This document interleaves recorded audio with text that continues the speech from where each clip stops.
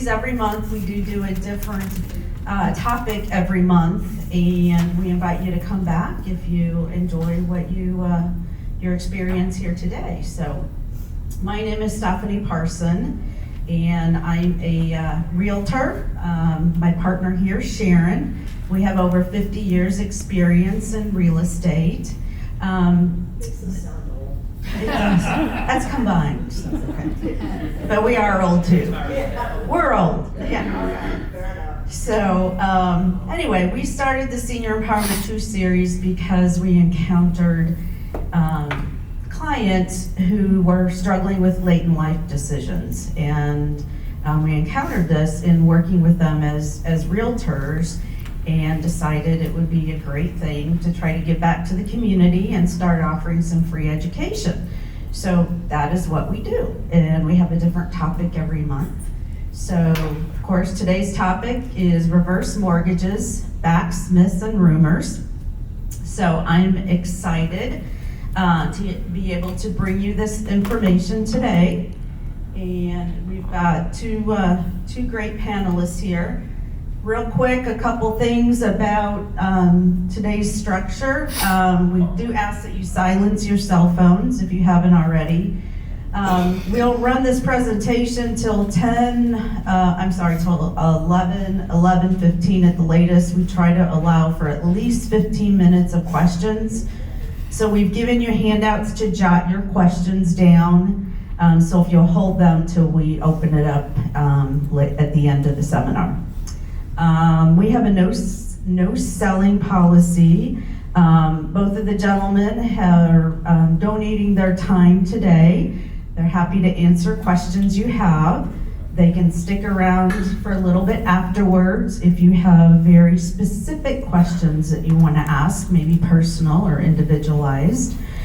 They also have cards and pamphlets over there if you want to pick them up after the seminar, but absolutely no pressure on that. So we do ask you to fill out the goldenrod evaluations that we've given out. So give us some feedback. Let us know what else you would like to hear. If you have anybody you would recommend us bring in to speak, we do read those and appreciate your feedback on that. Okay, so without further ado, we're going to talk about these reverse mortgages. And I'd like to welcome our panelist, Dennis Cooper. He's with the Federal Savings Bank, and Vin Tron with Fairway Independent Mortgage. So guys, let's tell the audience a little bit about yourselves, how you got into reverse mortgage, how long you've been doing it. So Dennis, take it away. I retired 18 years ago. Thought I retired. Found out I can only play golf twice a week with my knees, so I had to find something to do. Got started with Wells Fargo in reverse mortgage. MetLife acquired me, and when they were forced out of the business, I moved around and ended up 10 years ago with the Federal Savings Bank. We're a veteran-owned bank. 40% of us are veterans, and although we work with everybody, we have a special niche for veterans. But 18 years, I'm certified in all 50 states. I'm certified to do all kinds of mortgages, but I only do reverse mortgages, and that's because people our age are nice and friendly and all have stories to tell. So. Okay, great. And then? Well, good morning. I did about now. Can you hear me? Yeah. Okay. Hopefully I can talk loud enough to do about this. Yeah, I don't know that that's working. It's not working. It's not working. Okay. So I'll just speak loud and hopefully I don't lose my voice at the end. Thank you, Stephanie, for hosting this. It's great talking with some of you guys that go on the monthly circuit here, and so she's providing a great service to the senior community and the information that you guys need. I'm with Fairway Independent Mortgage. I specialize in. How about now? Yeah, all right. I specialize in reverse mortgage, but I still do a little bit of the forward mortgage, and mainly because these are the people that have helped. So when I say forward mortgage, these are your normal mortgage. They're going in this direction, And now we're gonna be talking today about reverse, going the other direction. You know, when I help people, younger people do a refinance, I could save them $100, lower interest rate, that's meaningful to them. But what I really enjoy about in working reverse and the seniors is I've had opportunity to really fundamentally change somebody's retirement, right? From people that were in foreclosure and be able to rescue them. Not the greatest use, but ultimately, it's a mortgage that can help the entire spectrum of seniors. And how long have you been working, specializing in reverse mortgages? For nearly a decade. Okay, okay, so you guys have in reverse mortgages, what, 30 years? Not your 50 years, you guys have. Well, you're not as old as us. Well, I won't touch that. One of us is. All right, so I'm gonna talk loud while we're trying to get another microphone here. So, all right, so reverse mortgage, HECM, and HELOC. What's the difference? Well, let's talk about that. Dennis, maybe you can give us a little bit of a Yeah. definition of what a reverse mortgage is. Okay. You have sort of two elements up there. A reverse mortgage is nothing more than a HECM, home equity conversion mortgage. We take the equity you build up in your home, convert it to a mortgage, and give you the money tax-free. Unfortunately, the public deems it to be called a reverse mortgage. The reason for that is if you do a conventional mortgage, you borrow X amount of money from the lender, and each month you're expected to make a payment, and the balance slowly goes down.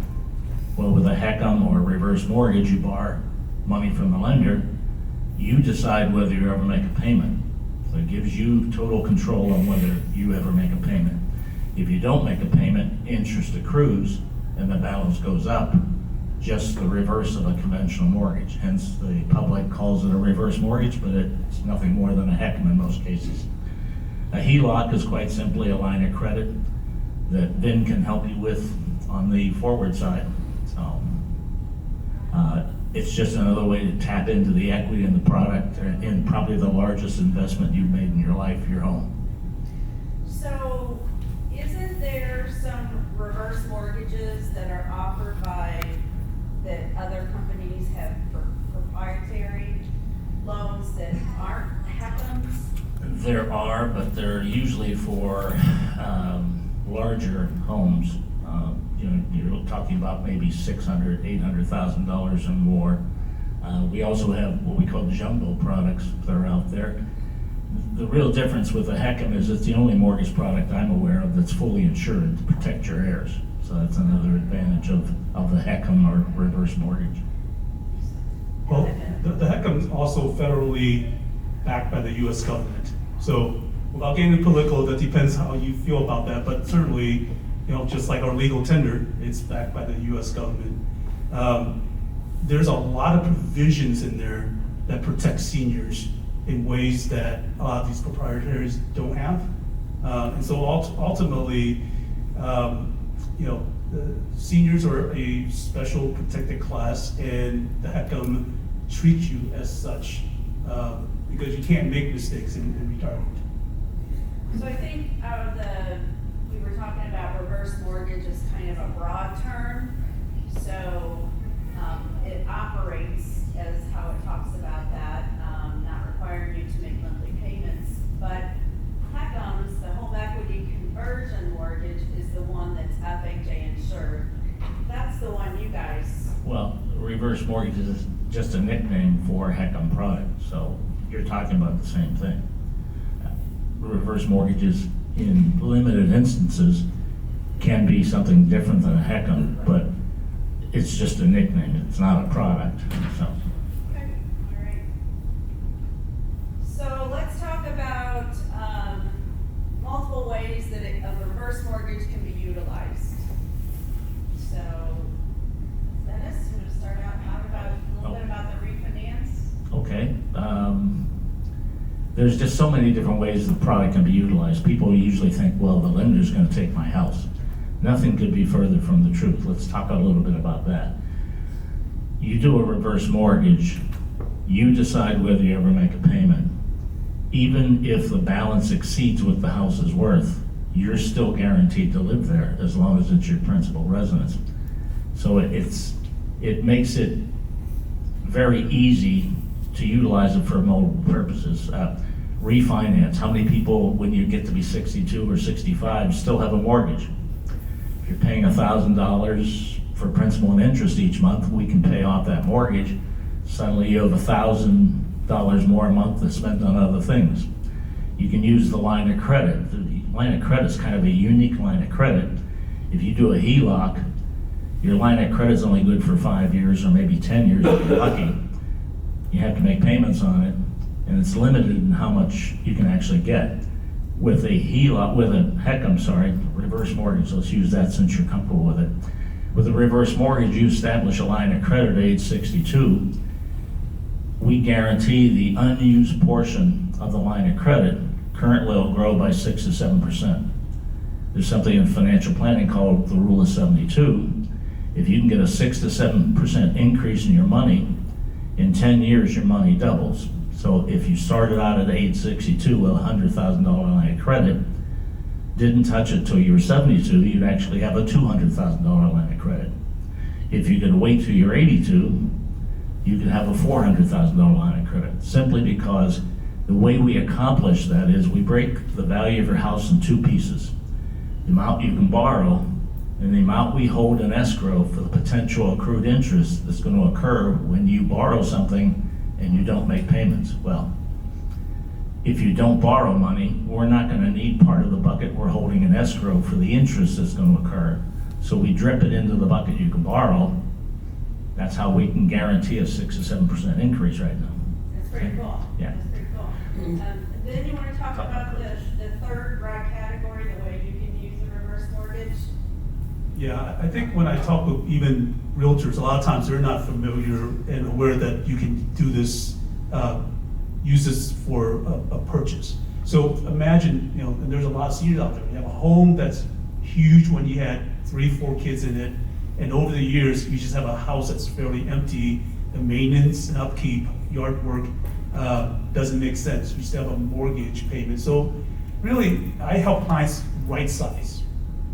Something that doesn't have stairs, a ranch, something that's less maintenance. Perhaps maybe it's a newer home, so that you have less to constantly try to fix. The main thing in a purchase is you have to use this as your primary home. Okay. Now, it doesn't mean that we can't. I have clients that use, they have not a sufficient amount of income, so they can purchase a 2 or 4 unit property, live in one, it's primary, rent out the other 3 units. Let's say we're buying a 4, and all of a sudden they have potentially no payment with a revenue stream that didn't exist before. So, that's not everybody's cup of tea. Not everybody wants to be a landlord in retirement, but for the ones that are social and want to have neighbors that are very close by, it can be a very good tool for them. It can also be used in an indirect way to do a purchase of a second home. Well, how do we do that? Well, as long as you live in your primary home, more than 6 months out of the year, we take $200,000 out, and now we can go buy that condo right by where our grandkids live, and we can just show up and have a place to live, all without a payment. So there's actually a lot of different applications, even in the purchase space, to be able to use this. It's, what's the problem that we're trying to solve in retirement? I joke with people all the time, because in the Ford's mortgage world, think about that as like a hammer. Well, what do you do with a hammer? It's really just one tool that you just whack stuff with. You beat nails down, right? In a reverse, and I have a little flyer kind of illustrates that, and I think we'll have a slide that does as well. Yeah, that shows it's really more like a Swiss Army knife. The question is, what tool do we need to solve whatever problems that we need to solve? And that's the tool that we take out. So I think what Dennis said, what I just kind of illustrate, are just some applications, some of the tools in the Swiss Army knife that you can use this for. Just to add a little bit, 12 years ago, HUD came out and said you can use the reverse mortgage to purchase a new place. You're not taking equity out of your current home. You got tired of the 3-story house going up and down your knees or something like mine. So you sell that and you create a bucket of money. Well, back then, you had two choices to purchase something new. You could take that entire bucket of money you got from the sale of your previous place and purchase the house outright, or you could take part of it for a down payment and have a mortgage payment. Well, any financial planner worth his salt will tell you you shouldn't bury all your liquid capital in a house at 62 years of age or older. And I don't know anybody at 62 that really wants to have a mortgage payment. So HUD indicated you can now use that product, that golden product, a reverse mortgage, to purchase a new place. You still sell the 3-story house, create a bucket of money. We look at a $200,000 villa. At age 70, 75, I can lend 50%. So I show up at closing with a check for $100,000. The client shows up with a check for $100,000. They purchase, move into, and live in a $200,000 villa, having paid $100,000, and never have to make a mortgage payment as long as either of them live in the house. I told that story to a retired vice president of HUD here in St. Louis. His reaction was, huh? I always kid him, he must have been at lunch the day HUD announced this. But he called me 4 days later. He said, instead of that $200,000 villa you were talking about, my wife and I just put a contract on a $400,000 house. They were older than 70. I showed up at closing with a check for $253,000. He showed up with a check for $125,000. They purchased, moved into, and lived in a $400,000 house, having paid $125,000. And they'll never have a mortgage payment as long as either of them live in the house. Why would you buy real estate any other way? Kind of sounds too good to be true. We do imagine. All right, so let's talk about some very basic eligibility requirements out there. Then you want to start off from the top there? It's over here too. Unfortunately, my little eyes can't quite see that one. Yeah, I'm having trouble with some of the words. Okay. So that's fine, I'll muddle through this a little bit. Yeah, so the first requirement is you have to be 62. So I am a mere child at 55, so I can't do it. I got almost 7 years to wait to do my own reverse mortgage. To me, it doesn't make sense for me to continue to make payments. How old's your wife? Unfortunately, or fortunately, depending on how you look at it, she's 4 years younger, so it's not helpful.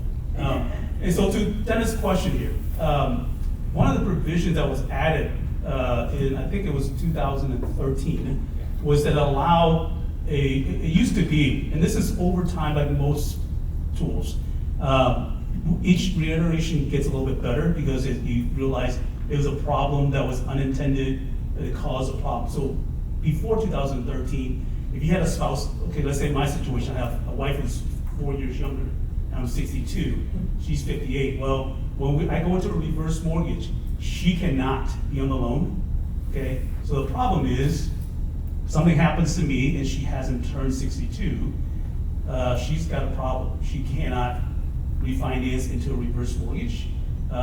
She may not be able to finance any kind of mortgage at all, depending on the financial situation. And all of a sudden, that spouse who's grieving has to move, has to figure out how to solve a problem that is probably something that you don't want to have to solve at that time. So HUD actually came and fixed this, where if I turn 62, so this is actually a good case, example. I turned 62, so my wife is only 58.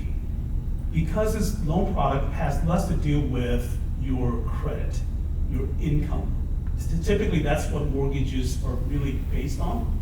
On the reverse, it has more to do with your equity position that you have to hold. Now, because my wife is 58, we would have to have a lot more equity position than otherwise if she was also 62 with me. But the good news is, I have an option for her from the very get-go to be on the mortgage.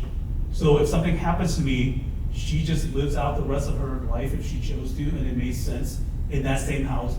Nothing else has to be done. And that was a really great fix from HUD's, from my perspective, that HUD did, because that's ultimately where some of the horror stories that, if you've heard any, kind of came from. So that's a change they made. Only one borrower has to be 62 or older. Is that right? Correct. Okay. You just need more equity, but that's fine. And at least you know It's up all front. based on equity, no matter Sure. what your age is, right? Correct. Okay, all right. So, Well, we already talked about the two 4-family, obviously a single family. You can do condo. The condo does have to be FHA approved, which not a big deal typically. We can take Oh, so you say. You. You can do something called site condominiums. And the real problem is a lot of condo associations haven't kept up with their reserves. So if something happens to the roof, they don't have enough money to pay it, so they have to have each member kick in more money. Well, that doesn't work when you're doing a reverse mortgage on one unit. So, yeah, it's difficult to do It's something the condos. realtor makes sure and the lender also double checks. Well, in my company, I have one person, that's her own sole job is to get these things approved. So, Okay. And then how about the counseling? yeah, so the counseling, it sounds scary. You know, it's not nobody's gonna put you on a couch and make you talk about your childhood that you don't really wanna talk about. That's not that kind of counseling. Counseling really is a third-party HUD requires a third-party phone call. Really, that's what it's gonna be, like a 30-minute phone call, okay? And really, if I've done my job correctly, all that's gonna happen in the counseling is that person is gonna validate everything I've told that client is exactly true. So it kind of gives that person extra confidence to move forward, because, people don't know much about new persons. They kind of approach us with a lot of apprehension. And so, sure, that's all part of the process, is to eliminate some of that. And I think, to me, it is one of those good provisions in there to protect seniors. You want to really be assured by a third party, not somebody who has some interest in this transaction, to tell you, yes, this is what you've been told is exactly correct. And I tell people jokingly as well, if the counselor tells you something totally different than what I've told you, you may want to run for the hills, because one of us is not correct. So the counseling is a pretty easy process. It is easy, but it is mandatory. Yes. And one of the reasons it's mandatory, you ever heard the term elder abuse? If you don't answer at least 7 of 10 questions that they're gonna ask you during this counseling, you won't get a certificate. You don't get a certificate, then and I can't help you with an application. So it does help weed out seniors who probably shouldn't get involved in a contract. Maybe they're not quite as competent as they used to be. So it is mandatory. We try to help seniors. I've had examples where family members want to do a reverse mortgage for their aunt. Well, their aunt's not even capable of understanding how to use a spoon, but people are trying to take advantage of her situation and get equity out of her house. So it's very important that this is the only mortgage product I know that mandates you have counseling before you move forward with an application. Well, there's some first-time home buyers, again, they need the education, that's why it's required for them to get down payment assistance or whatever, but, ultimately, it's a good thing. It's a 30-minute thing that you have to do. Nobody wants to do extra tasks, but this is a good thing because you want to have confidence that this is exactly what you've been told it is. Okay. And then the last thing we have is you must have an adequate down payment. For your new home, it can be a gift from a family member, though. No? When you talk in terms of a down payment, it's really not a down payment. It's sort of a cost sharing when you purchase a reverse mortgage. You bring money, the lender brings money, You boom. have to bring money. Yeah, it's not like 5% down or 20% down. It's gonna be a little bit more than that normally.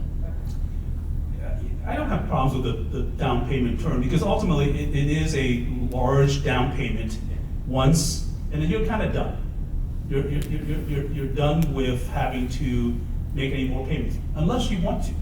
And so this is one of those where, in the normal mortgage world, payments are not optional. Try making it optional. Eventually you'll get a foreclosure letter and you're gonna be on the street because you're gonna be, losing your house. Whereas the reverse allows you to, hey, this month, everything's great, I'm gonna make a payment. And when it does, it creates a line of credit. So if I put $1,000 in this, I create $1,000 I can go back in at any time I want and grab. And so even with a lot of my clients, when they have $50,000 in a CD that's, until the last year or two, haven't been getting a lovely return whatsoever. So instead, we could move that $50,000 CD. Why do we have it? We have it because we want something somewhat liquid right? To get our hands on, but it's actually not liquid, because you got maturity dates that you have to, that governs when you can take out without getting penalized. Well, let's wait until it matures. We're gonna move that $50,000 and lower your balance by $50,000. And when that happens, we create a line of credit of $50,000. And ultimately, your return there inside the reverse mortgage with that same $50,000 is much, much better than CD. Because ultimately, it is fully liquid. You can go grab this, and the money, you'll have it in a day or two. You know, it's not, if you want to go to the boat tonight, it won't be available that quickly. But I would say within a day or two is liquid. All right, so advantages of reverse mortgage. So these are the general categories. So first one, no monthly mortgage payments. It's up to you. Okay. Payment optional. Tax-free cash from loan proceeds. You're just borrowing the equity in your home, so it's tax-free. Increased discretionary cash flow. If you have a mortgage, we pay off the mortgage. If you don't have a mortgage, you have a line of credit. You know, nothing is worse than, excuse me for being sexist, but that's my generation. Little old lady who owns a $300,000 house, but she's living from Social Security check to Social Security check. What happens if her car breaks down? What happens if her heating goes out? We can provide a line of credit, it becomes her safety net. That's another use for the product. You can sell your home at any time. Yeah, I think this is a part that I like to simplify a little bit, because I think because people don't know about reverse mortgages, where there's an advisor, a realtor, all due respect, you know, ultimately it's no different. It is a loan. Okay, so you have a foreign mortgage. Again, I start sort of. You're saying 4 words. Sorry, English is my second language, so sometimes I don't get it quite there. A forward mortgage. I have to really enunciate. Sorry. Or a normal mortgage. So how about we just call it a normal mortgage? I want Conventional mortgage? well, that's okay. We'll just call it a normal mortgage, okay? Because this is not normal, I guess some people would say. In a normal mortgage, if you owe $100,000 and the house is worth $300,000, you go and sell it. Well, guess what? You have to pay off that $100,000, and you have $200,000 net proceeds you walk away from. Okay, so hopefully that context makes sense. In the reverse, absolutely no different. Okay, if you owe $100,000 and you sell the home, there's a lien against your house for $100,000 that has to be satisfied, and you still walk away with $200,000. The only difference is that what you get to do to use the equity for whatever purpose that makes sense to you is the huge difference between these two worlds, the normal and the reverse mortgage. Okay, and then, let's see. Some income and credit qualifications apply to ensure you have the ability to pay taxes, insurance, HOA fees. We're more interested in your history of payments. The last thing we wanted you to do is do a reverse mortgage, and 5 years later, you've taken all the money out of your house and you can't pay your property tax. Well, that keys in, the reverse mortgage gets called. So we want to see and talk to people who have a history of paying their bills on time. And most of our generation do that, so it's not really a problem. But credit scores, we go down to 600. We pull people out of mortgage or foreclosure. Would you agree with that, Ben? Yeah, actually, the credit score is somewhat irrelevant, right? So in a normal mortgage, it is relevant. You don't have the high enough credit score, you just don't qualify until I help work on people's credit as part of what I used to do. In the reverse, it's not. As long as you pay your taxes for the last 2 years on time, you pay your insurance, homeowner's insurance on time, those are two really important components, because guess what? It's tied to the house. So it's a thing that you're going to be responsible for, even if the principal and interest payment is optional, taxes, insurance are not moving forward. That's what you're responsible for. And so we'll demonstrate that you've been able to faithfully do this on time, makes the process much more doable. Now, there are ways to get around that, and that's a much longer explanation that I won't necessarily get into here just for the sake of time. But yeah, the bar for a normal mortgage is up here. Okay? Or reverse mortgage, it's a lower bar. And so it is actually the reason it's lower is because that payment that you otherwise have to make in a normal mortgage is optional, so we don't have to account for that. So your debt to income ratio is gonna be much, much lower because, yeah, you don't have the $1,000 or $2,000, whatever that payment is that you would otherwise make. Just an example, like, I had a client who had her property listed, she was in Chesterfield, it was $950,000. She hadn't paid her real estate taxes though. So, Not good. not good, the clock was ticking. Anyway, we ended up putting things on hold, got her a reverse mortgage to help pay for things. And then later on, then she was able to sell and right size to a smaller home. So she didn't have a mortgage on the home, but she spent all her money that was coming in and failed to pay the taxes on this house in Chesterfield. But she was able to get a reverse mortgage. So related to what you just said, I can actually up on you in that story. I had a client that I helped last year. She paid cash for actually a new construction worth $1.3 million out in Winsville. Because her husband passed away, they had this farm and they sold it, and that was the net proceed. She took all that and basically built a home, and now she doesn't have a mortgage. The problem is her Social Security check was only about $1,000 a month, okay? And her property tax, when you have just a piece of land, your property tax is nothing. But now you have $1.3 million home, it's $15,000 a year. So she doesn't have enough income, no investment to offset this. So really, that was an aha moment for her, that she has all of this equity that she would at some point lose at a tax man because she can't literally pay her property tax. Kind of foolish decision there, so, Yeah. right. Don't bury all your liquid capital in a house. All right, so now we're gonna do some truth or myths. So we're gonna do a show of hands on this, and some of these we've already talked a little bit about, but I know this is a lot of information and it's not easy, at least for me, it's not easy to grasp everything, so. All right, so we're gonna do by a show of hands, please. Once you take out a reverse mortgage, the bank owns your home. Truth or myth? Truth? Let me say truth. Oh my gosh, that's right. Real well done. Perfect, it's a myth. And you want to give a little explanation? Yeah, it's nothing more than what a HELOC would be or a conventional mortgage would be.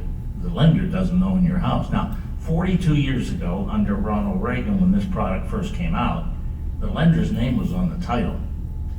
That lasted about 6 months until they realized what they just did, okay? The lender never has their name on your title. You're the only one on the title. So the lender's not gonna take your house. The lender will jump through hoops to help you stay in the house. Not because they're nice people. Simply the longer you live there and not make payments, interest accumulates, they're gonna get more money, okay? Well, I think that, if I could just say something real quick there, because I think it's important to kind of talk about the other side of the coin, because that's sort of can be construed as a very negative comment. You know, the lender accrues interest and so we're gonna pay more. Ultimately, if you flip it and look at the other side, is over your lifetime of having this reverse mortgage, you're taking equity out to do something constructive that you otherwise may not be able to do. So yes, if you're taking money out, you're spending it, just like if this is you have a nest egg, whatever that is. For most people, nationally speaking, they have more of their net worth in the equity of their home than in the nest egg, okay?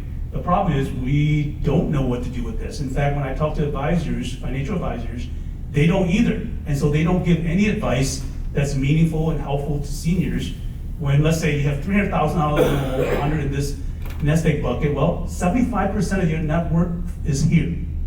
And we just ignore it. In the home, right? And we ignore it, and now you're having to buy only half basket of groceries when you could buy a full, cart of groceries.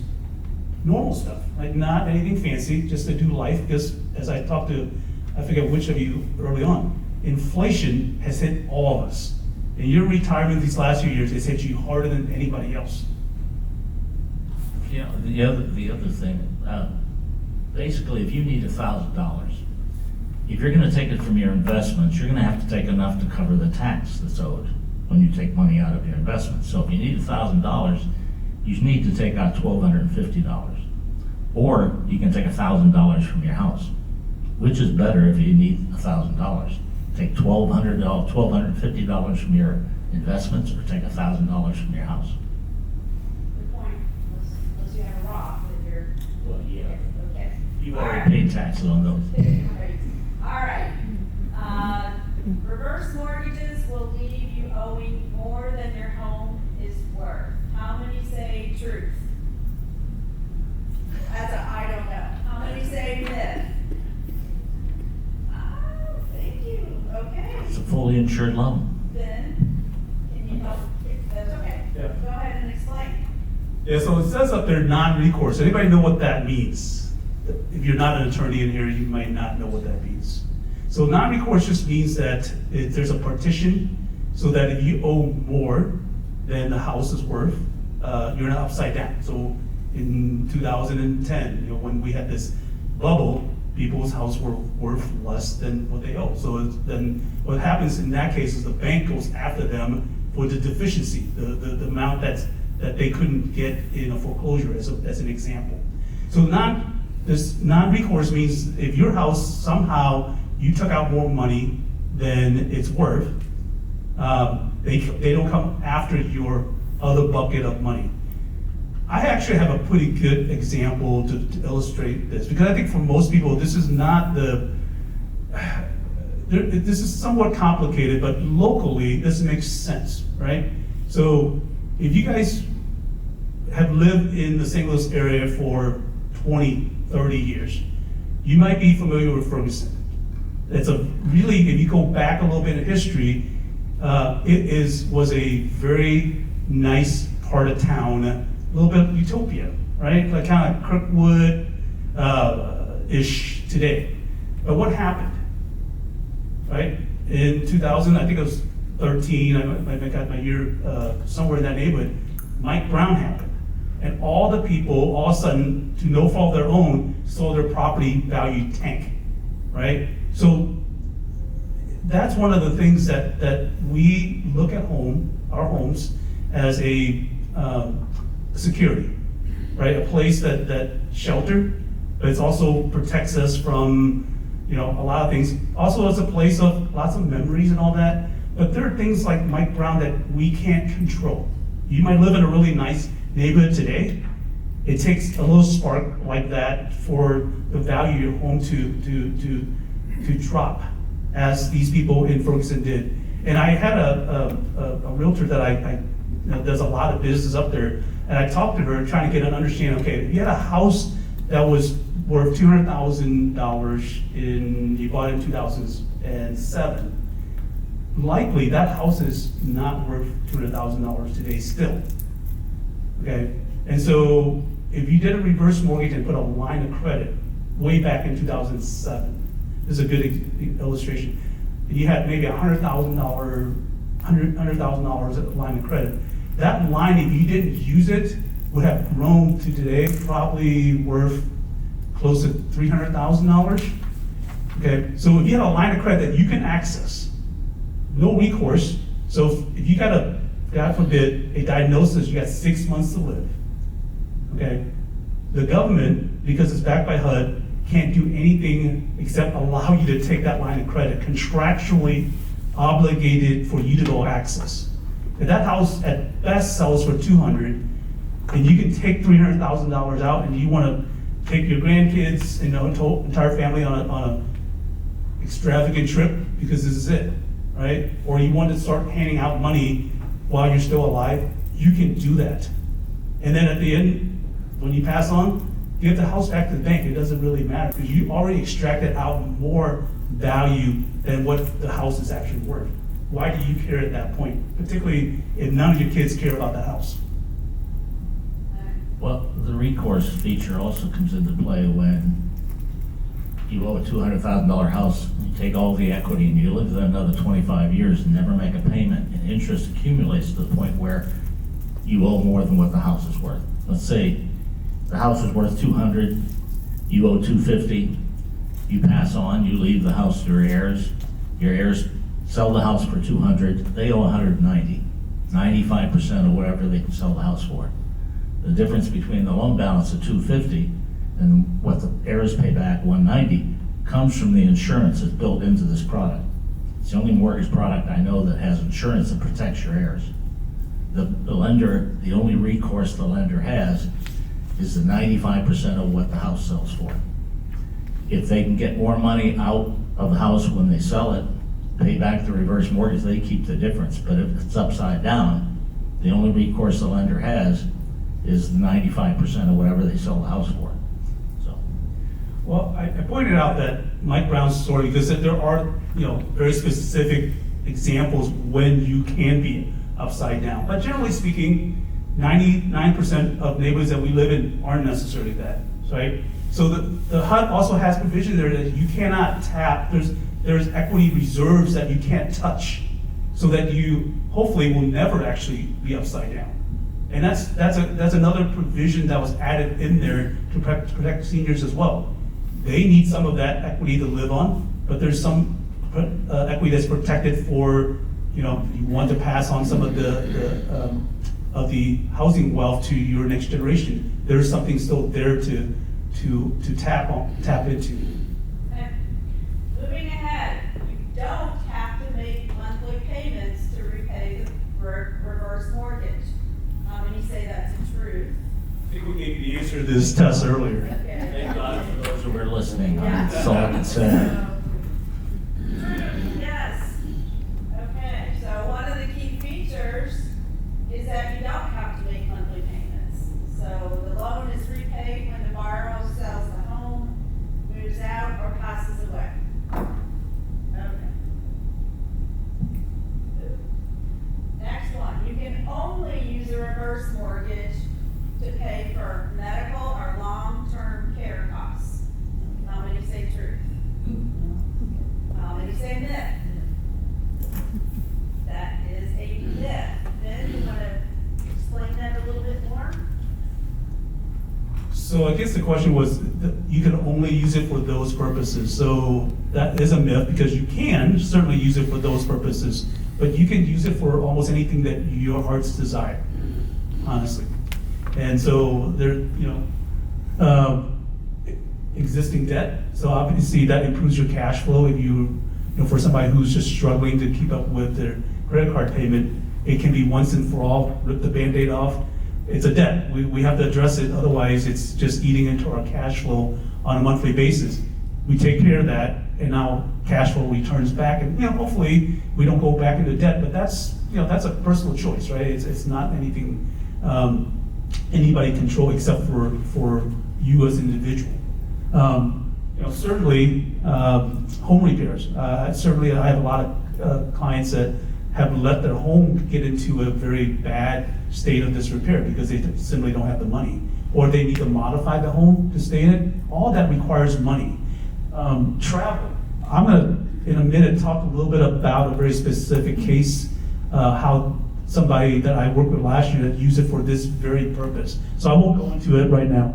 Okay, so I think that's a really good point about if you want to age a place, you need to modify shower or put maybe a laundry room in. Expand doorways if you're using wheelchair ramps, rails.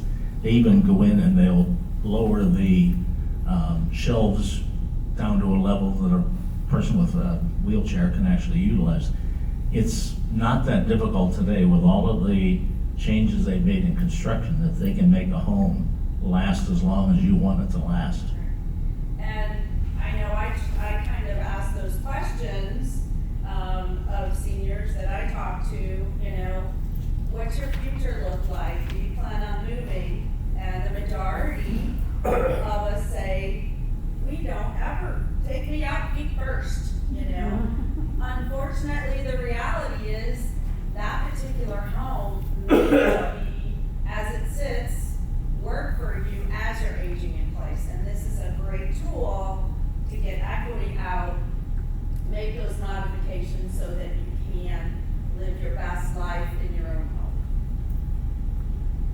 home. Okay. Truth or myth? It's only for people who are desperate or in financial trouble. How many say truth?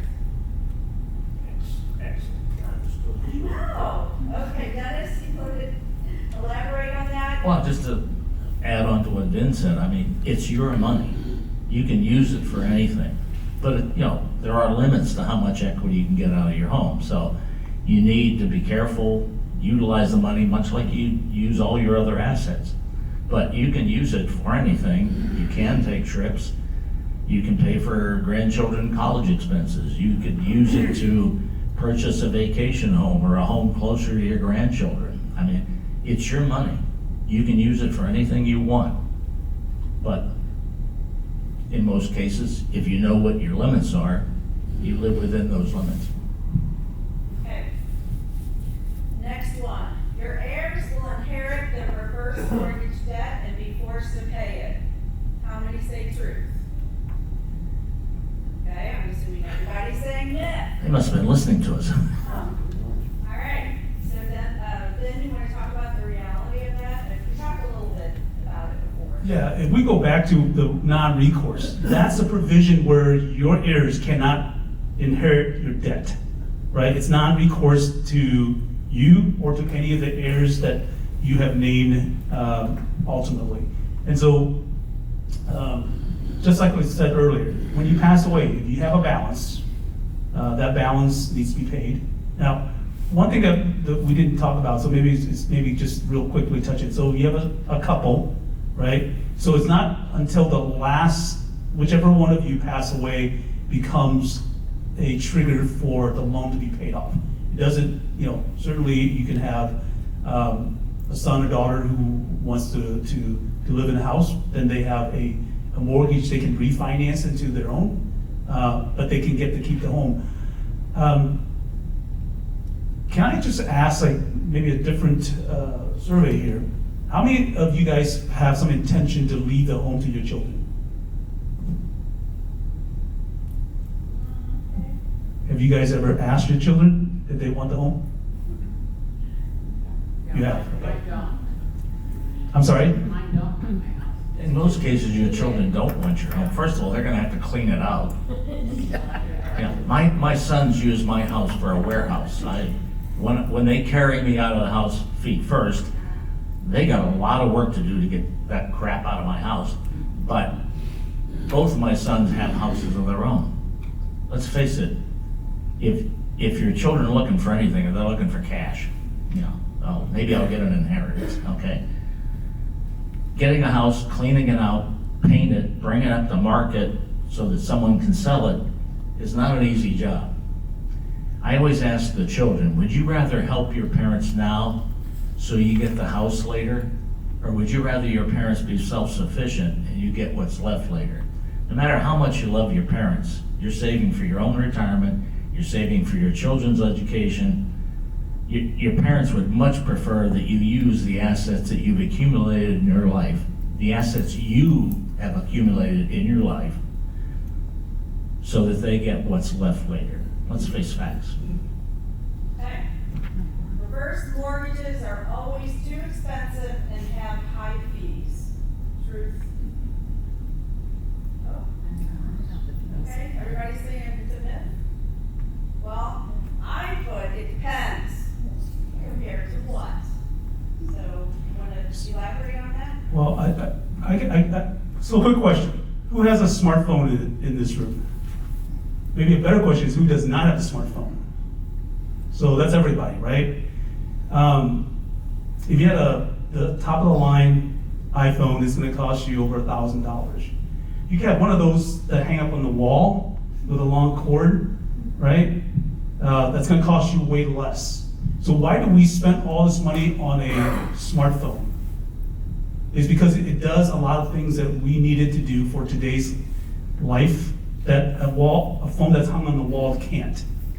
And so ultimately, that depends, is really a little bit of understanding the usage of the tool that we have. So yes, we can have a cheap phone that does nothing for us once we leave the house, but we wanted to be able to see our grandkids on, FaceTime or whatever that we do today. And that cell phone, that smartphone allows us to do that. And so here, no different, is ultimately, if you pay more and you get no benefit out of it, that would be horrible, right? Ultimately, it comes down to, we have to be able to get a value out of whatever we pay for. And I think that's probably as good of an answer I can have in terms of trying to help you understand, we can get to the specifics, but from a high level perspective, ultimately, yes, one costs more, one costs less, one does more, one does less, all right? They kind of go hand in hand. Yeah.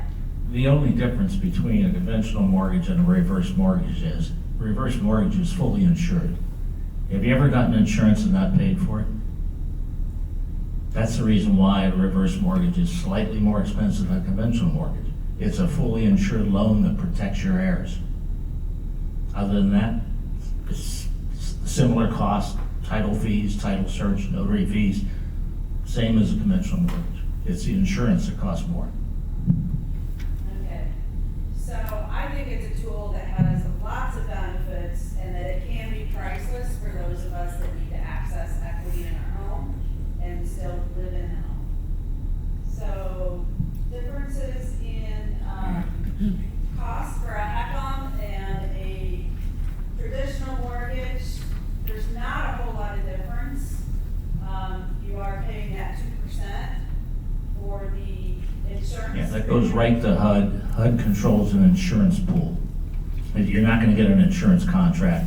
They take 2% off the top at closing. That becomes part of your closing costs. 2% of the appraised value of the property goes to HUD, protects your heirs. Yeah, and often this is not coming out of your checking account either. So if you have lots of home equity, what happens is, another way to think about this 2%. If your house in West County, St. Charles County, is likely going to appreciate by 4 to 5% in the next calendar year, right? I think that's sort of a reasonable perspective. So right now, even if it is worth 5% more than last year, we have no usage of that 5% appreciation whatsoever. It's sort of illiquid, right? So we're using that appreciation to accomplish the things that we need to accomplish in retirement. It happens more as part of a, if you're an accountant, this is a book expense. This is not a real expense in terms of you having to write a check for it. Okay, so you have some counseling fees, we talked about that's mandatory. What does that typically cost? $150-ish. I mean, I've seen up to $199, but there are ways in which you can get around paying that out of your checkbook. You can find one of the counseling agencies that'll allow the counseling fee to be part of the closing costs. So once again, it comes out of the equity in your home. You don't have to pay it. There are sometimes grants from the government to these counseling agencies where if you are lower income, they'll actually waive the fees. So one of the things I think where people get caught up and run into a problem is that not understanding that you're still responsible for the ongoing costs of the home. So taxes, homeowners insurance, HOA fees. However, if you have a forward mortgage or a traditional mortgage, aren't you required to also have those things?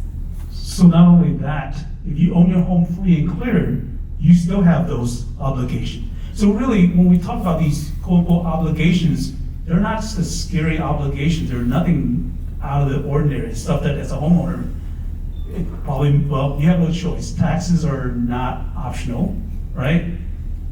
Options are not good if you don't pay it. Insurance, I suppose, is optional. My $1 million 3 example, I talked about how she didn't carry homeowners insurance because she couldn't afford it. So think about having a house that's worth $1.3 million, all your eggs in that one basket, and somebody lights a fire and that house burns to the ground. It's a pretty horrific way to have that much exposure. And so everything here is just normal home ownership obligations. So we talked a little bit about changes in the guidelines for the HECMs. So why has there been this negative stigma or connotation with reverse mortgage? And I think it's evolved. Misinformation. Misinformation, but some of it may have been that one person that years ago, okay? So they've made some proactive protections for people. I do a lot of these panel discussions, and typically one person will say, well, my cousin's neighbor boss had a reverse mortgage and it went bad.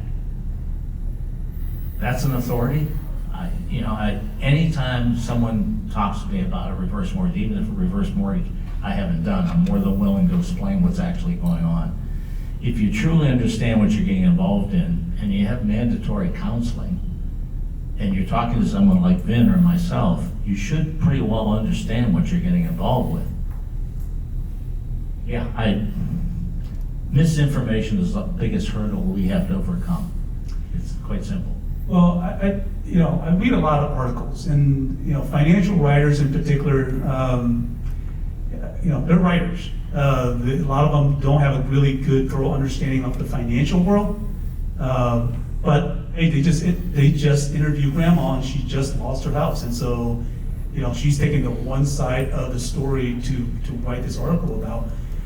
But if that financial writer can ask better, more pointed questions, we'll come to realize that, grandma lost the house because she didn't pay her taxes. That will happen to you, right? Even if you own your house free and clear, forget whatever mortgage or no mortgage, if you don't pay your taxes, bad things are gonna happen. And so, unfortunately, because she had a reverse, that all of a sudden, that's the association, even though that is not an accurate association. All right, so real quick, if I don't know that you talked just like really clear and simple, how does it really work? Works like any other mortgage product, except that it has advantages. I have a question. Sure, go ahead. So, I'll say my own personal home, built it 12 years ago. Loan on it is $300, value on it is $650. Must be about a reverse mortgage. How old are you? Almost 66. Okay, 66, probably gonna have a hard time paying off the entire mortgage. The amount that we can lend is based on the age of the youngest person on the title. It used to be at 62, we could pretty much pay off most mortgages. But because interest rates have risen, the amount we can lend has dropped. So it's as young as you are, and you are young for a reverse mortgage. Just qualified. Yeah. Well, he's 68, if that makes sense. No, it's the younger person determines everything, so, yeah, because you're gonna live longer, hopefully. Hopefully. Yeah. Do you write the checks, or does he write the He checks? writes the check. Whoever writes the checks goes first. I always tell people, if you convince your spouse to write all the checks and take care of all the financial information, they're gonna go first, so, I'm calling my husband right now. there you go. So, Let me take a stab at answering your question, okay? So I think it's complicated enough that let's just kind of simplify it for understanding purposes, okay? So let's just use your example that you today have $300,000 balance, and your principal and interest payment's probably $2,000, somewhere in that neighborhood, okay? So the question is, what can you do with $2,000 instead of just writing a check to the mortgage company? Well, lots of things, like, and you can determine what those things are. So if in order to make more equity, what happens? You're writing checks to create equity.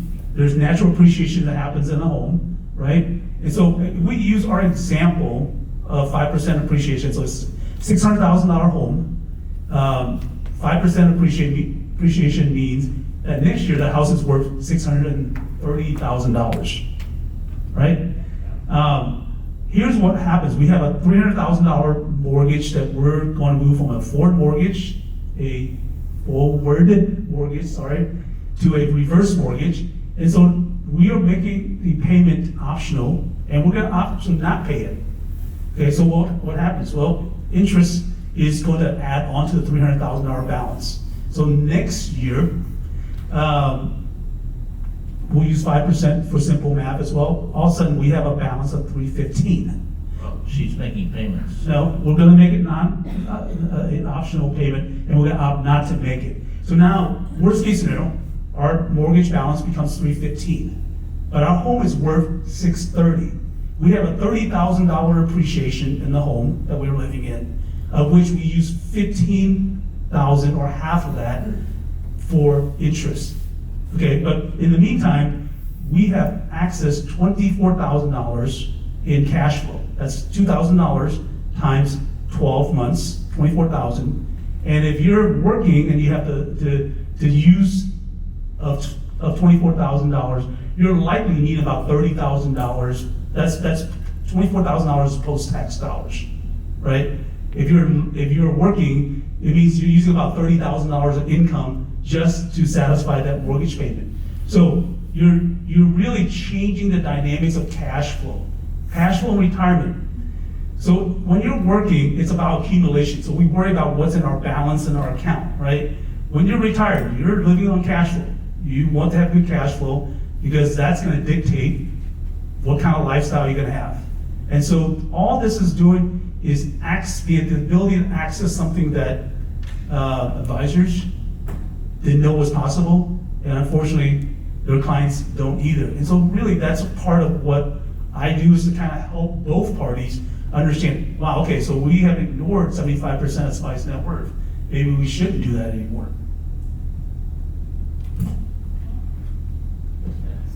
Okay, so my house is paid for, worth $250 maybe, hopefully. So I have no income other than my Social Security. Now, I'm gonna reverse mortgage it. Will I get a monthly payment, or how? One of the options is to take up the guaranteed monthly payment for 10 years or for a lifetime. And if you take the lifetime, you will get that guaranteed monthly amount for your life, even if they pay out more than what the house is worth.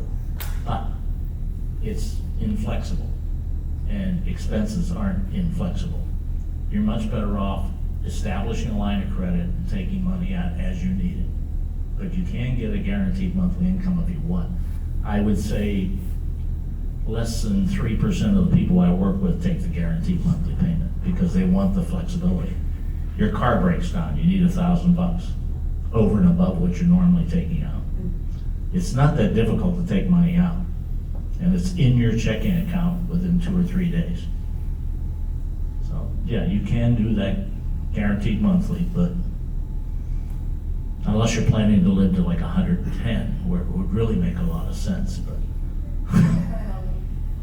All right, so we're gonna go ahead and skip to some real life scenarios. I have both of these gentlemen, we're gonna have questions. Sorry. No, I interrupted because you skipped a chart. Okay. That was really interesting to me. Sure. Now, This one? yeah. How is the loan amount determined? Oh, Determined by appraisal. An okay. appraiser will come out to your house, take pictures inside and outside for 15 minutes, and go back and appraise the house by comparison values to other homes that have sold in your area in the last 6 months. Sure. That's how an appraisal comes about.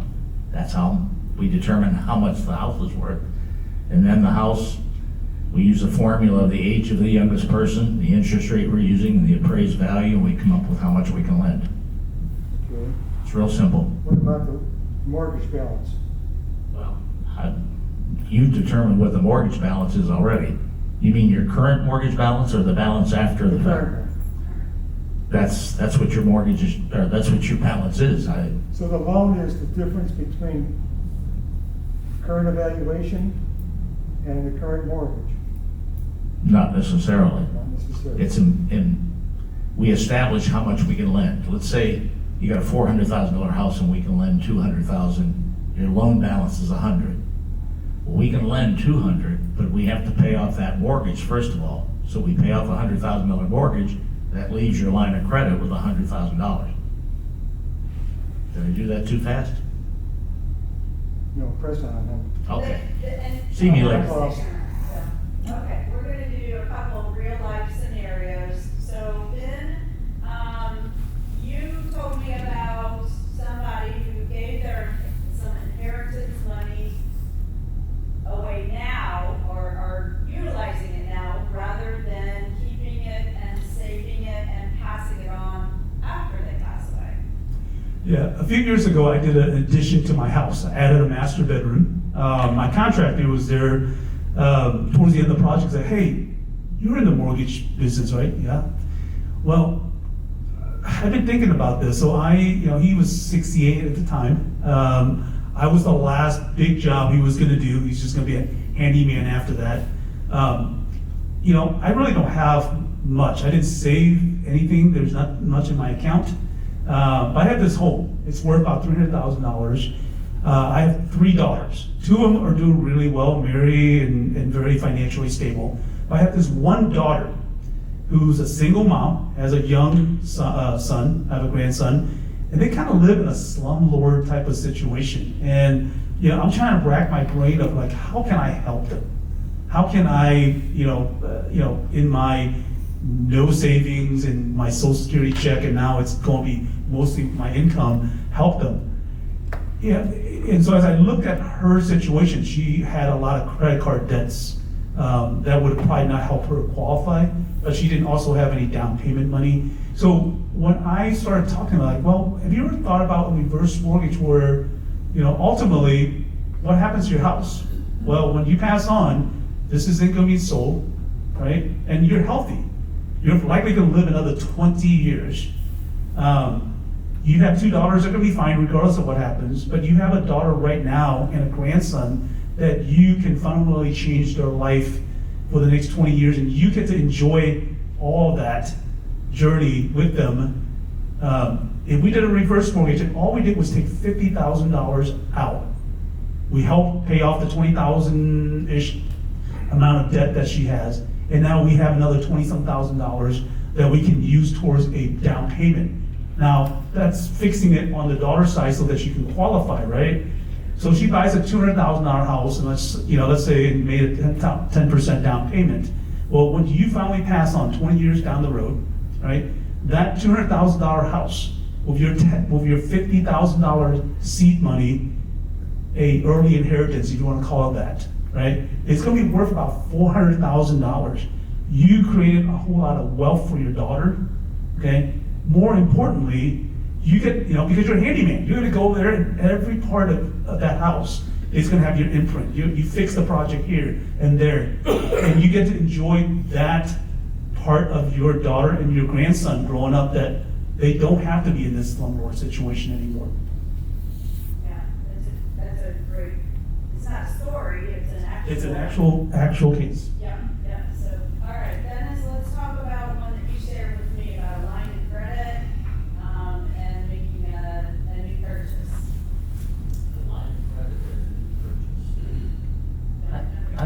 I've been at this for 18 years. I've done over 350 reverse mortgages, a line of credit and a purchase.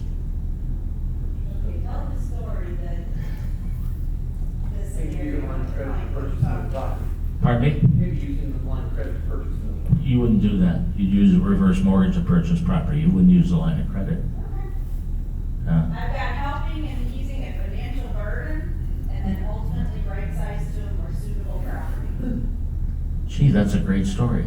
Okay. Can you tell us something about I'm not the reverse mortgage person.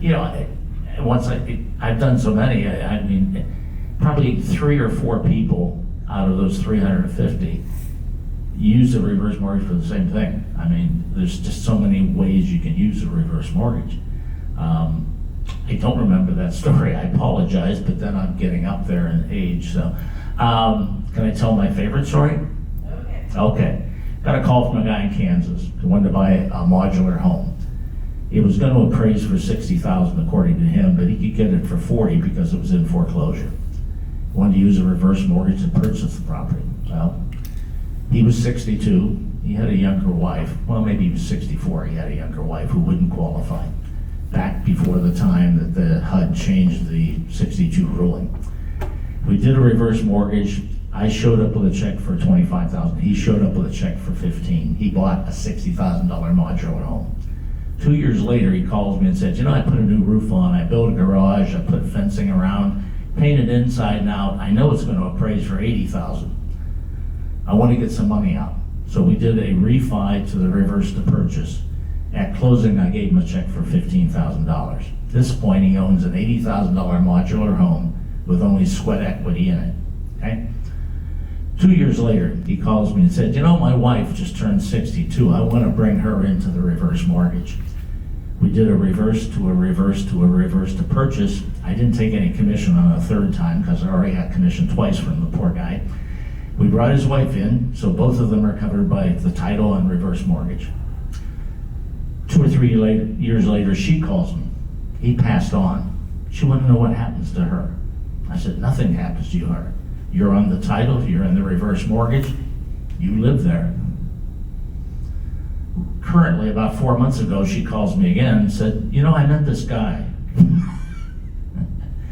I told her, as long as the house is your principal residence, nothing happens to you. You stay there as long as you want. It's an ideal product. I do have other stories. I'm sure you have a lot. All right. Then, using money to fulfill your bucket list. So let me ask you guys a question. So what's the purpose of home equity? Anybody want to take a stab at it?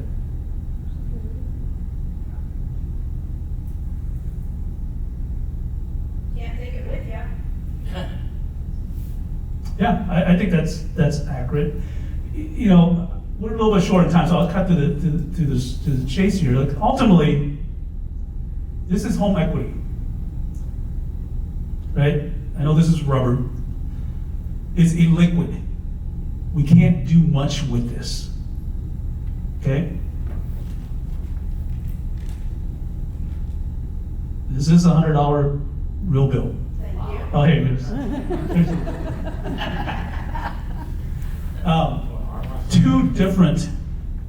Two different uses. If you try to take the home equity and try to buy a cart of groceries, they will say like, what? Can't do any of that. So I had a call last year from a lady out in Vegas, and her brother, who's a financial advisor, asked her to give me a call. It's like, my brother Jim told me to give you a call. It's like, okay.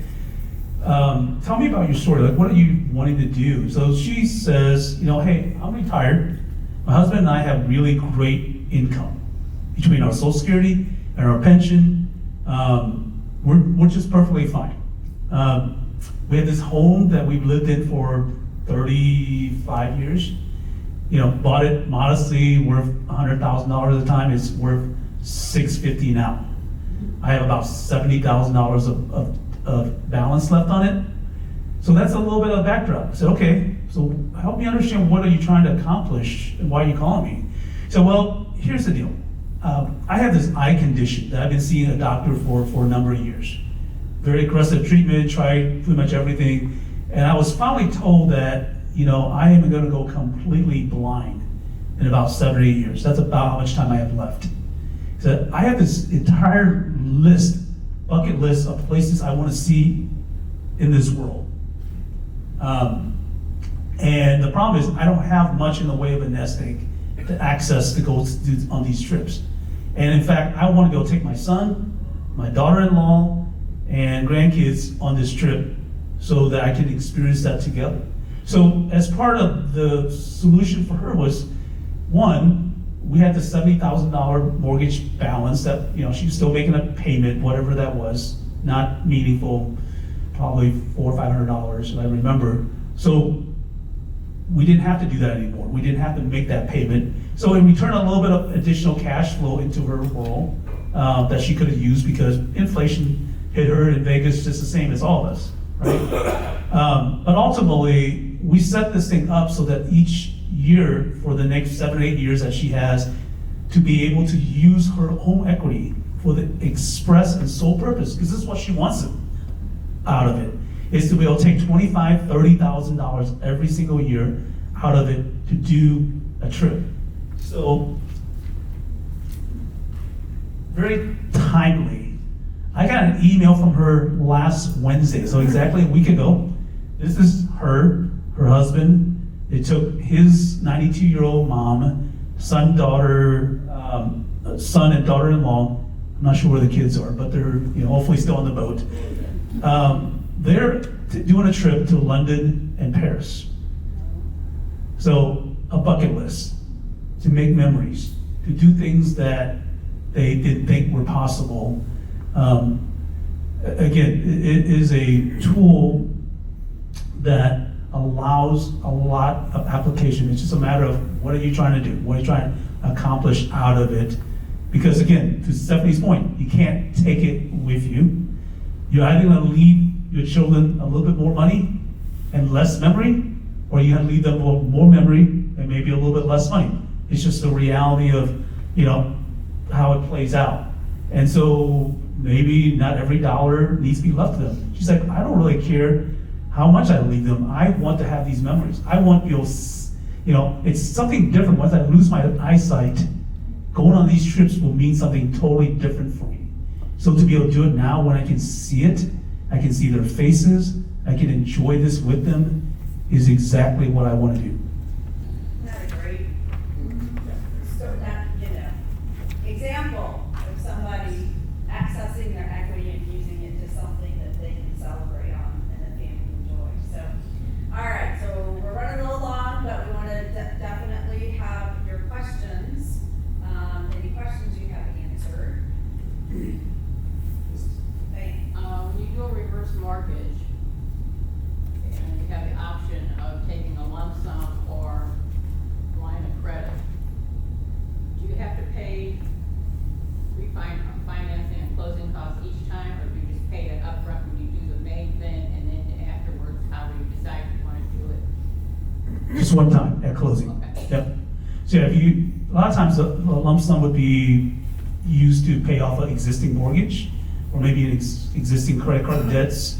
But then if there's enough equity, you have additional line of credit. And I used the example earlier about having CD money that isn't earning anything. That's also a good place to put it into that bucket, because once you do, you create a line of, let's say you already have a line of credit of $50,000. If you pay that balance down by another 50, you just basically moving forward, you have a line of credit of $100,000. It's a better, more efficient way for you to be able to use that $100,000. So you don't have to pay extra fees every time, say you want to take out $20,000 this year? There's no fees for that. My other question is, my house is paid for. I'm 78. Is there a ratio as to how much you can take out? Say your house is worth $500,000 and you're 78. What's the ratio? Can I only take out a small amount, or how does that work? Well, like I told you, the formula for how we are enabled to lend you a certain amount of money is based on the current interest rate, your age, and the appraised value of the property. The $500,000 works in your favor. Your age works in your favor. The interest rate right now is working against you. Yeah. So $500,000 house at 78, we're probably, and it varies all the time, we're probably looking at $250,000, $300,000. So the older I get, the less. The older you get, less I the more can we take can out. lend. Why can we do that? It's not because we're nice people. Right. The older you are, the less likely you are to live very long. So the older I get, then I can actually Take out more money, yeah. Oh, okay. Uh-huh. Now, one thing about, you ask about taking a lump sum or a line of credit. If you take a lump sum, you start paying interest on the whole lump Yeah, sum. I'm not gonna do that. If you do a line of credit, you only accrue interest on money that you take out slowly. So normally you're a lot better off with a line of credit. Okay. Linda? Is it the current interest rates like now on like now. It varies constantly, so. Yeah. Tony? Do you have a question? I actually do, yeah. Okay. Let's say you do one at 62 and that ratio is one way, and then 10 years later, can you do it again and the ratio adjusts? Yeah, you can do it again, but your line of credit's growing during that 10-year period. So you might be okay just with the first one you use, but I typically tell people, wait about 5 years before you refi unless you have a real reason, because your line of credit's growing during that 5 years. In 5 years, the one thing I can guarantee, you'll be 5 years older. Your house most likely will appreciate in value. Those two things work to your favor. And if the interest rates drop, that's a third thing in your favor. You'll be able to get more money as a line of credit, so. Can I go back to your specific situation? Again, this can be very abstract, and I think it's hard, I think, for most people to really understand it from an abstract perspective. If we dive into your situation a little bit more, so let's just use simple math because for our understanding. So your house is worth $500,000. At your age, let's say 250 is what you're able to access. You don't need it today. You're just opening a line of credit, and that line of credit starts at 250, and it's gonna grow at 5% every year. Again, using some simple math. So you don't need it today, right? You may need it 10 years from now when you need some in-home care or whatever that happens. That 250 line of credit will now grow into, 400-ish. So it's not gonna decrease the older I get, that's. Not the line, yeah, no. Okay. So how It's- does the line of credit, you were talking about growing, how does that line of credit actually earn interest? It's not earning interest. Okay, It's, all we're doing is, your house is worth 500,000. If we can lend you 250, that means we're holding 250 in escrow to cover the interest that's gonna occur when you draw money out and you don't make payments. Well, if you don't draw money out, we're not gonna need that money in the bucket we're holding in escrow. So we drip it into the bucket that you can borrow, and it guarantees that you can get a 5, 6, 7% increase. You get a 5 or 6, 7% interest increase in your money. Over 10 years, your money doubles. This was a question my daughter posed to me because I lived in a 2,400 square foot house on a half an acre with a pool, and I cut my own grass and I do almost everything. But frankly, I'm getting sick of it. So she is on this kick that I should move down into something smaller, single floor, because it's 2-story. So if I could qualify for $250,000, could you technically take that, buy a smaller house, and then when you sell, and you're still living in your original house, because knowing me, I have to redo the whole thing in the other one, and then when I move into it, sell this one immediately to pay that off? Well, you could do that, but you'd end up paying 2 closing costs. Yeah. Once to do the reverse mortgage and once to buy the new place. Sell that place, have your money, purchase the new place with a reverse mortgage, and you only have the one closing. My key is I don't have any money to buy something else until I sell my house, so. Well, no, actually, you can do it in the same day. Have your house ready to be sold, and then in the afternoon, purchase the reverse mortgage. If you get pre-approval on the reverse mortgage for the purchase price, Yeah, I think when people say they want to downsize, a lot of times in reality that doesn't happen. I think ultimately it's not even the size of the house. A lot of times it comes down to a better fit, right? You eliminate the stairs. We have a newer house, maybe a new construction that we don't have to do all kinds of maintenance perpetually. And so you may take that $500,000 house and actually buy another $500,000 house, and we only need $250,000 of it to use for that new purchase. Now, all of a sudden, you also have $250,000 that you can put away somewhere and do whatever you please with it. So, Do it and just hire a lawn boy and let him take. well, you can do a lot of. 250,000, I'll mow your lawn.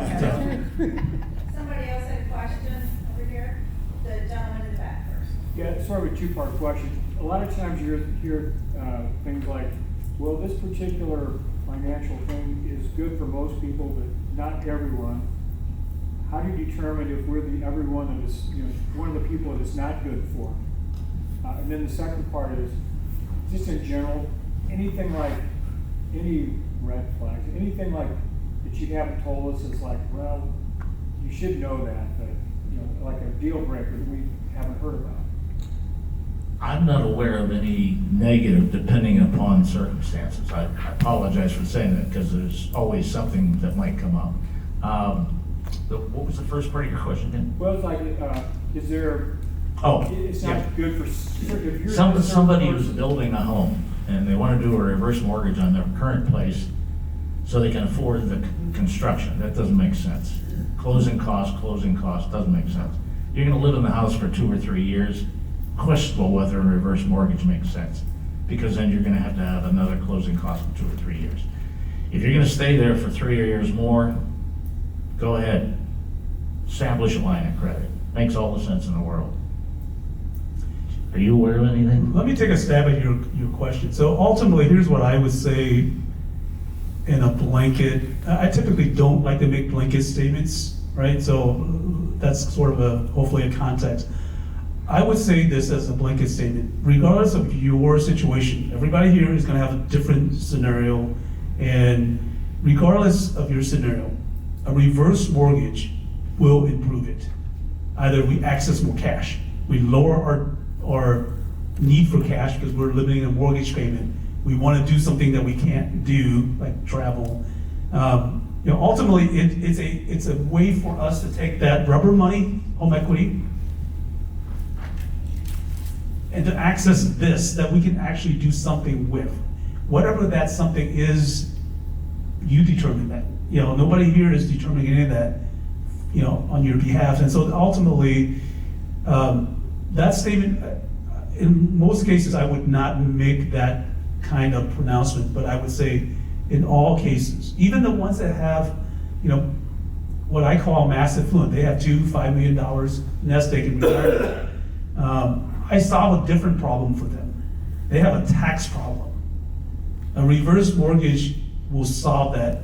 Again, I don't have time to go into that. If that's you, I'm happy to talk with you offline. But ultimately, that person, you say, well, they don't really need a mortgage. No, they don't need a mortgage, a reverse mortgage. They might want one. We might be able to solve some tax problems that they have a hard time solving, because they do. When you have $5 million, you have a tax problem. It unlocks money. Yeah.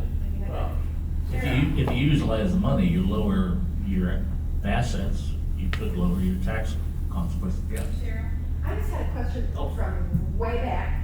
When you were selling a house, you said something about you were gonna take 95% of the gross. No, the 95% comes into play with the non-recourse feature at the end. Okay.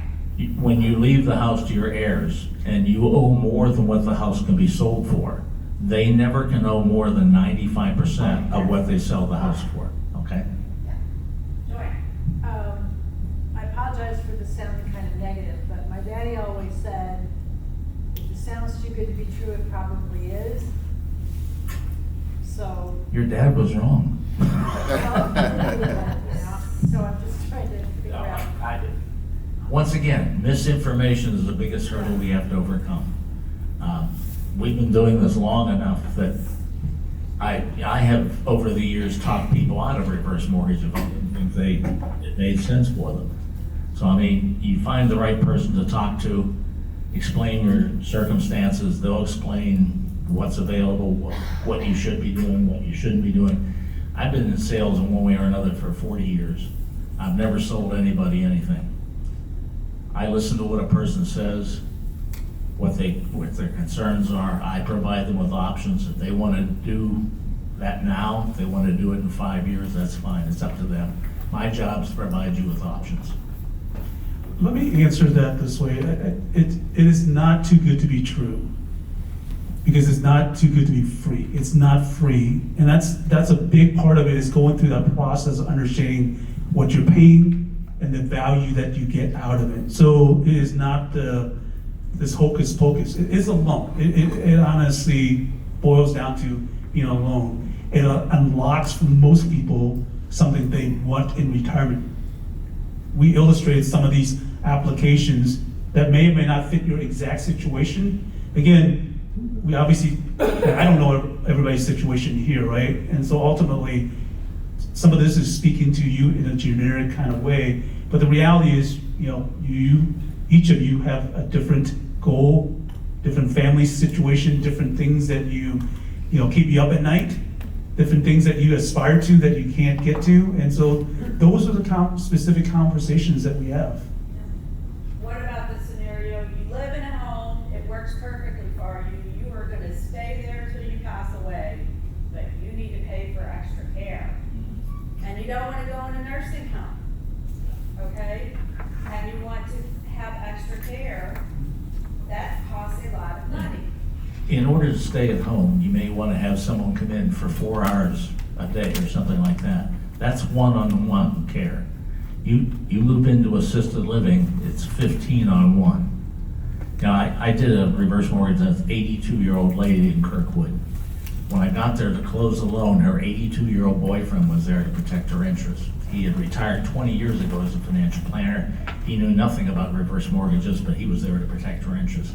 We're waiting for the notary, and I got to look at all the pictures in her house and all the knickknacks, all the adventures she had in her life. She's in a situation where we can make her home safe. She knows where a doctor's office is, her dentist's office, her grocery store, pharmacy, hairdresser. She knows all of her neighbors. She's surrounded by her memories, and somebody without fail is going to come to her and say, okay, you need to move across town to that Taj Mahal. Well, what they don't tell her is you get a 12 by 12 space at the Taj Mahal. Where's she going to live safer? Where's she going to live more of a longer life? In her own home, surrounded by all of her memories, with all of the people that she knows, or is she going to be living in that Taj Mahal? You choose. Yeah, I think we go back to your situation. I think there's a little application here. You don't need the money, but you also know that I think it's reasonable for us to assume that as we get age, we're just going to need care. We just don't know how much care we need. It's really, I was speaking to somebody over here before we start, it's the planning tool. It's the ability to put something in place before you need it, because when you need it, because when you need it, it's a little late sometimes, because to tie back to something that was said earlier by Dennis, when you can't no longer pass a cognitive test, right? You can't do this even if you wanted to. And that's the problem. So the ability to do it now when you are fully capable from a mental capacity standpoint, but when you don't need it, you have $250,000 line of credit. When you finally need it, you might have $400,000 line of credit. That's huge. The ability to tap that and not have the stress of having to make payments right after that as you tap it. Yeah. So, it's a multi-purpose tool. We got a slide about that, but I want to draw it to a close now, to respect your time and these gentlemen's time. They hopefully can stick around for a few minutes if you have questions, and we have, Sharon has information back there that each of them have brought. Please grab what you like for your reference. We're not here to persuade you to do a reverse mortgage, just educate you on the benefits of it. So Do we have any veterans in the room? Show of hands, veterans. Have you ever heard of the Kaufman Fund? See me later, I'll explain all the things the Kaufman Fund does for veterans. all right, how about a round of applause for our appreciate your time. Yeah, thank you for your time and engagement. This is really great.